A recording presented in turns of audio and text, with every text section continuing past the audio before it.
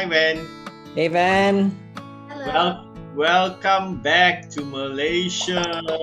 Woo! How has it been so far? Good. It feels like my life from college is like long ago, and it's really only been a month or so. Yeah, a month and a couple of weeks. Since you came back, about a month plus, yeah.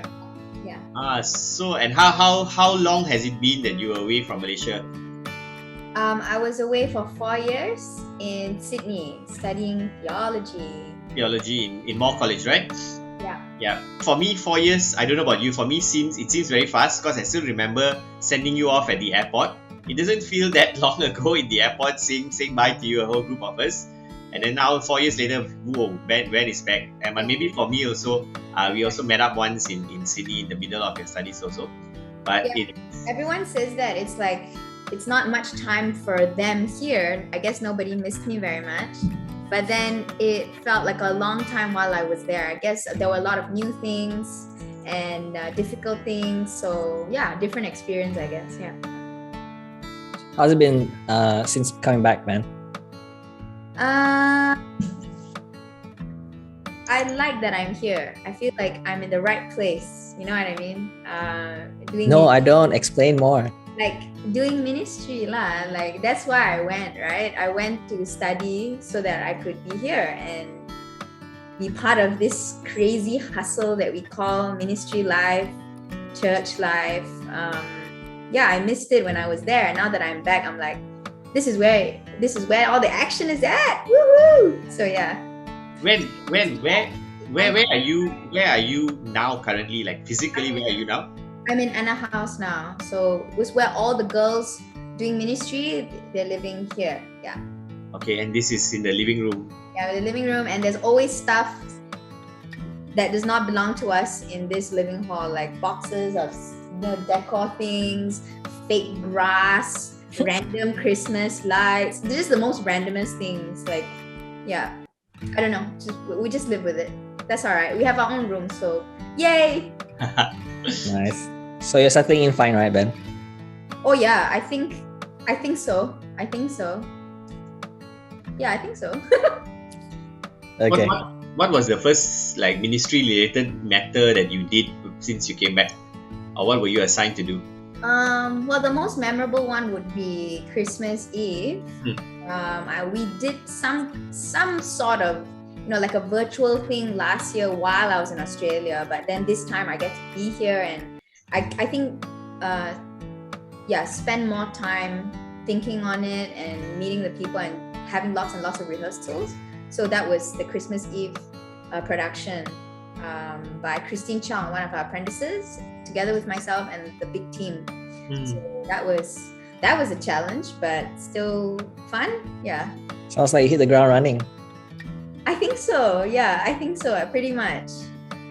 There were other things in between, but you know what? Even though it was just like this month and a few weeks ago, I can't remember anymore. There's so much going on. You know what I mean? Yeah. There's so much going on. Just like, it feels like so long ago, but then I can actually see it just a couple of weeks on my calendar. I'm like, huh?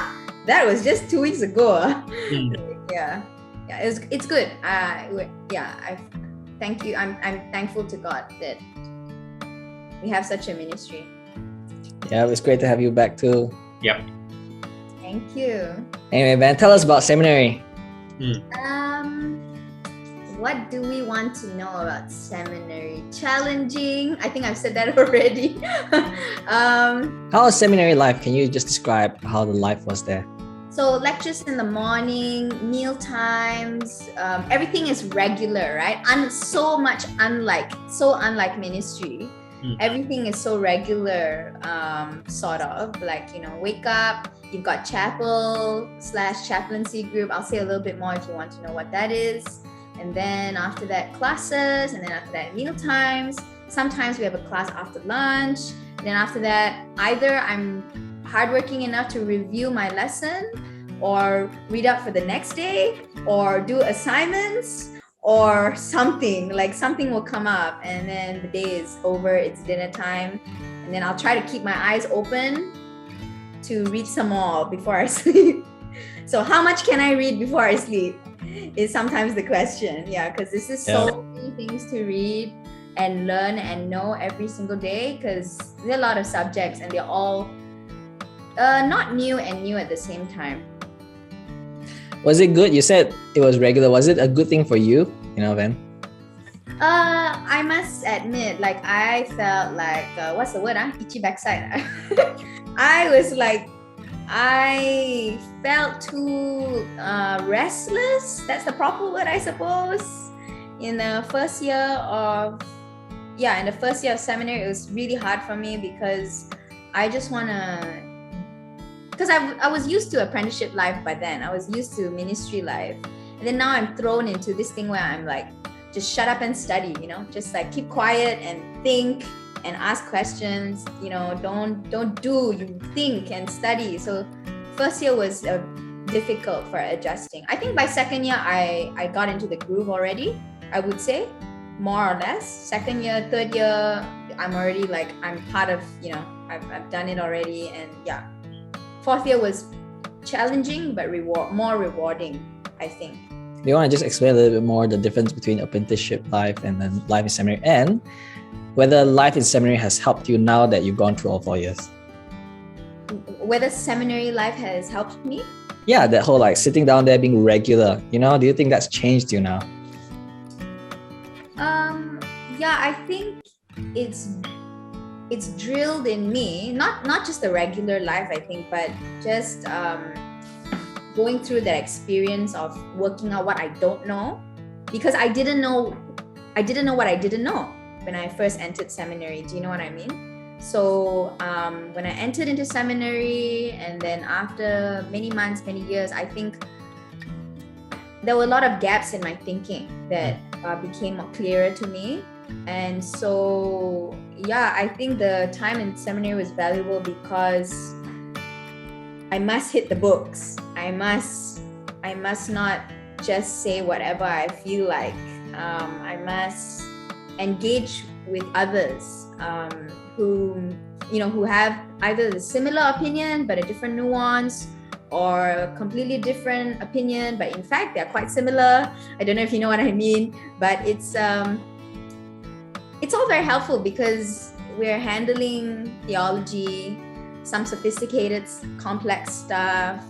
We're handling God, so kan cincai lah is one way of saying it. Compared to last time, your apprenticeship time.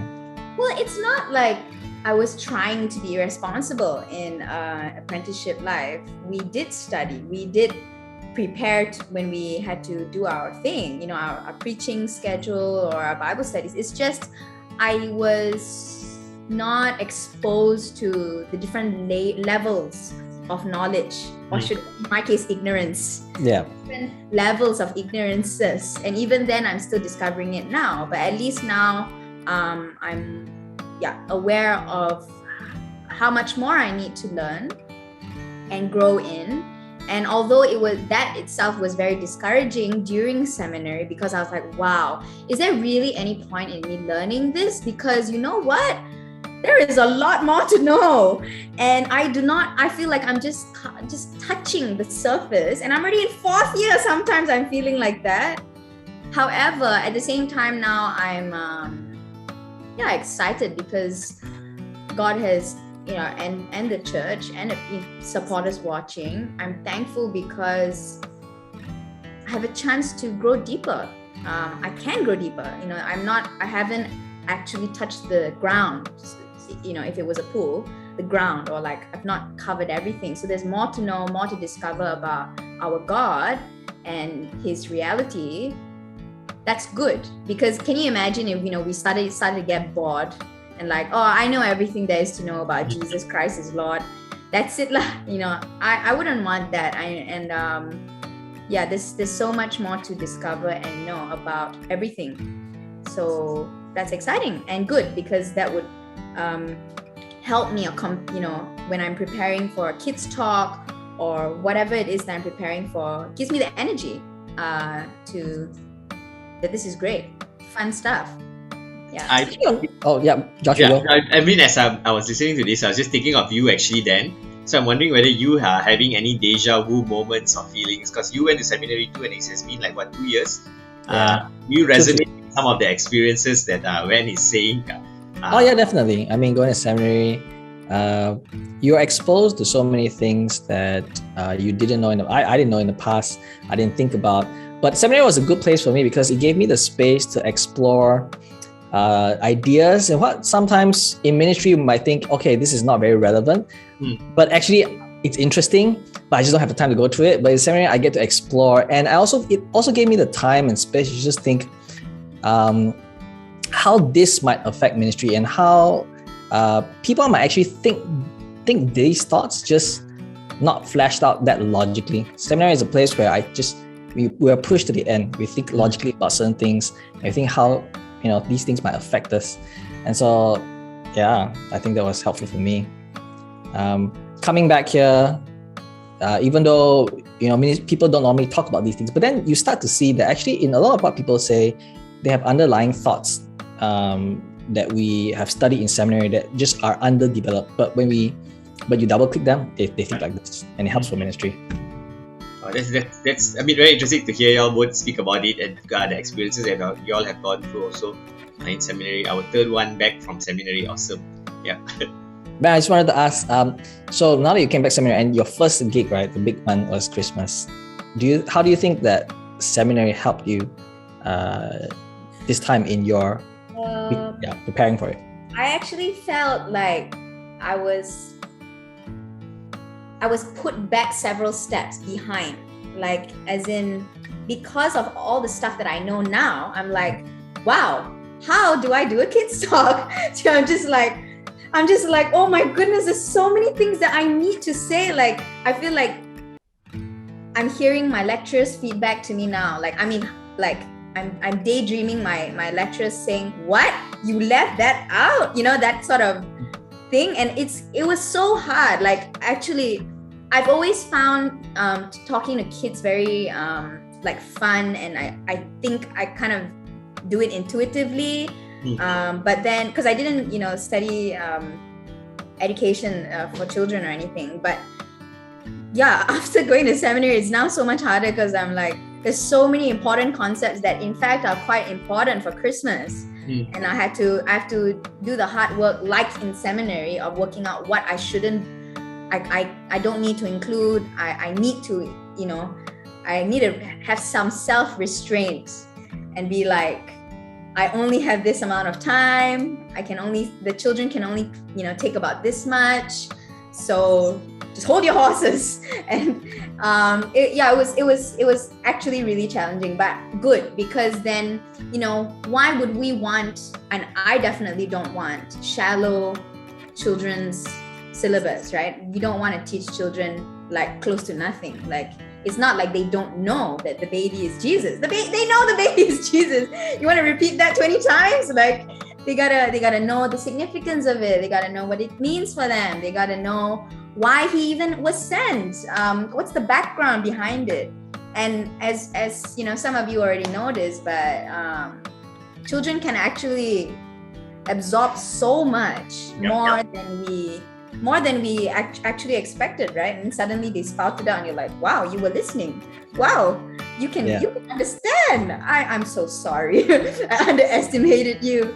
But so we want faithful, but faithful and clever and incisive and robust children's curriculum, and I'm just praying that God would help me to do that, because it's really challenging. But it was good. I'm very thankful for the opportunity to have done it, and I'm already thinking about next year's script, because nice.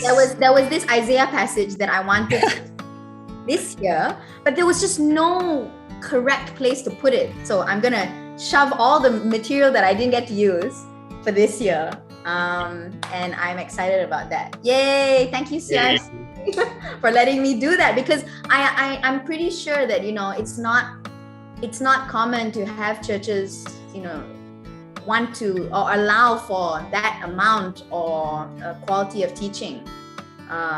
Sometimes we just say, right, or let's just keep people happy and just celebrate Christmas and give tons of presents and don't need to teach so much. Don't be too stressed about it.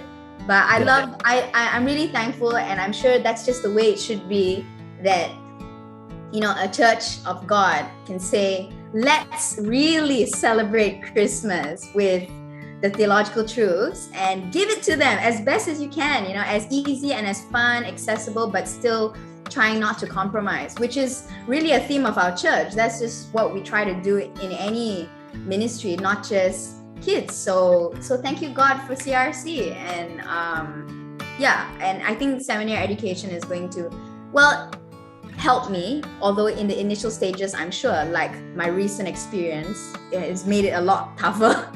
and I'm expecting that that's going to be the case for a while. I feel a bit rigid. I feel quite rigid and rigid, lack of confidence a little bit, because there's so many possibilities now compared to last time. I was like, just say only, just say. I know this because that's all I knew, you see. Yeah. And it wasn't like I was completely incorrect, but maybe imprecise at many points, or lacking depth of knowledge in knowing what else could be said. That definitely influenced the way I said things and what I said. So stuff like that.